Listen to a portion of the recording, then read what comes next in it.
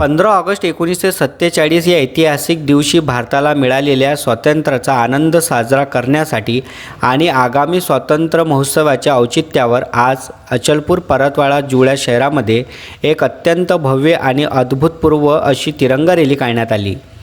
देशाचे पंतप्रधान नरेंद्र मोदी आणि राज्याचे मुख्यमंत्री देवेंद्र फडणवीस यांच्या नेतृत्वाखालील विचारांनी प्रेरित होऊन अचलपूर विधानसभा मतदारसंघाचे लोकप्रिय आमदार प्रवीण तायडे यांच्या नेतृत्वात या रॅलीचे आयोजन करण्यात आले होते।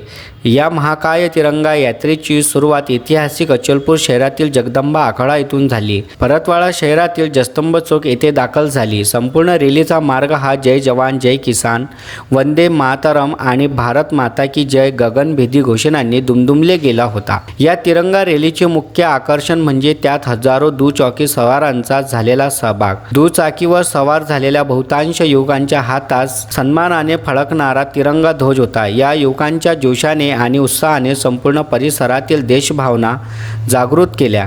प्रत्येकाच्या चेहऱ्यावर आपल्या देशाबद्दलचा अभिमान आणि स्वातंत्र्य लढ्यातील हुतात्म्यांबद्दलची कृतज्ञता स्पष्टपणे दिसत होती। शहराच्या मुख्य बाजारपेठेतून आणि गजबजलेल्या रस्त्यावरून जाणारी ही रॅली बघून नागरिकांनाही भारावून गेले। दुकानातून घराच्या गच्चीवरून लोकांनी रॅलीचे स्वागत केले आणि टाळ्या वाजवून युवकांचा उत्साह वाढवला।